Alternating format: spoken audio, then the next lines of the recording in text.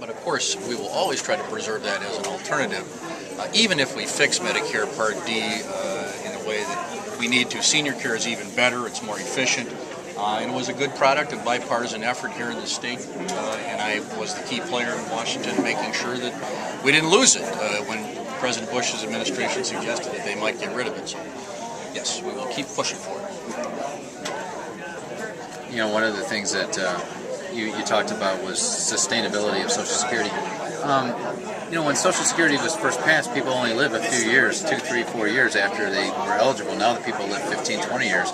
I mean, doesn't Johnson have a point that maybe the way we're set up now may not be sustainable over the next 20, 30 years? I don't think Social Security was based on the idea that people should die quickly. I think having many years after people are not really able to work, where they can be comfortable and not bankrupt, is exactly what Social Security was all about. So no, I'm not going to accept the proposition that because people live longer, they should live in poverty. But should we adjust the retirement age to make it a little bit closer? Or? What they did in the early 80s is there was a commission that said, look, let's raise that FICA, the amount that comes out of your check. They did make some adjustment in the retirement age. The key here is not that. The key is whether you're going to privatize. Changes made in Social Security that still guarantees everybody coverage under the government system when they reach the age that's required. That's the way to go. Mr. Johnson wants to privatize the system, cut people off entirely. Talk about a couple of your recent ads on the guns. The Johnson campaign says he was a beginning candidate, and he actually points to your record on voting for the Brady bill and your support of Elena Kagan as you being an anti-gun senator. It's pretty hard to say that the guy that wrote Wisconsin's right to bear arms provision, which I did and helped lead the charge to get the Supreme Court in the Heller case to say that it's an individual right, that I'm anti-gun. In fact, I have a very good record. The NRA actually last time didn't even endorse because they realized that I have a good record when it comes to protecting the legitimate right to bear arms. Mr. Johnson was asked point blank, and we used his own words, whether he would support gun registration or gun licensing. He said, sure, I have no problem with it. We do it for cars. Those are words that would never come out of my mouth. I'm a Wisconsinite who understands that people want to have guns in their house without the government knowing all about it. So we got a little clue as to what he was about, and the idea that somehow that was twisting his words. How can you twist a tape recording of a guy's own words? I don't know how many do-overs a guy gets, but that's what he said, and he has to be accountable. I'm accountable for my words. He should be too. How about the unemployment benefits? Because people need to know you're for young people too, not just us old people. The unemployment benefits. Yeah, this is amazing. This is the third example. First Great Lakes, then the right to bear arms, now unemployment compensation. Mr. Johnson was asked point blank, what did he think about extending unemployment compensation? He said, that makes people basically lazy. It was essentially what he said. He said that they won't go back to work.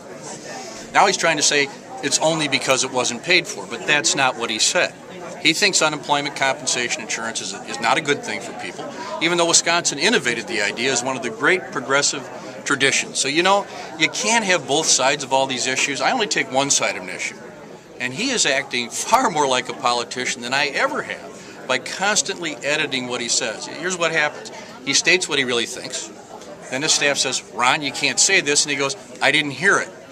Or Feingold's twisting my words. But you know what? We're not going to let him get away with it. And we are saying exactly his position without any distortion whatsoever. Does it bother you? Does it bother you that you've been in the Senate 3 terms now, and you're in a neck-and-neck race with a guy who nobody even knows his middle name? I mean, he's only been around. If anybody knows about the career of Russ Feingold, they'll know that I won my first race by 31 votes out of 47,000.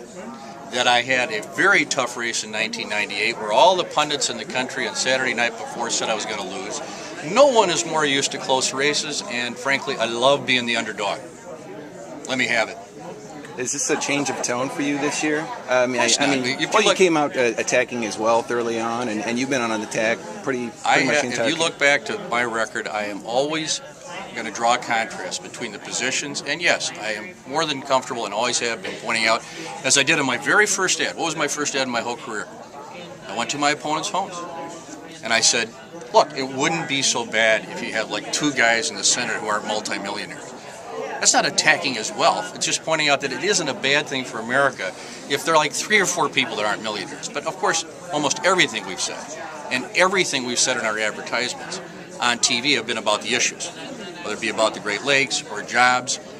His ads are about attacking the fact that I've chosen public service. And you know what?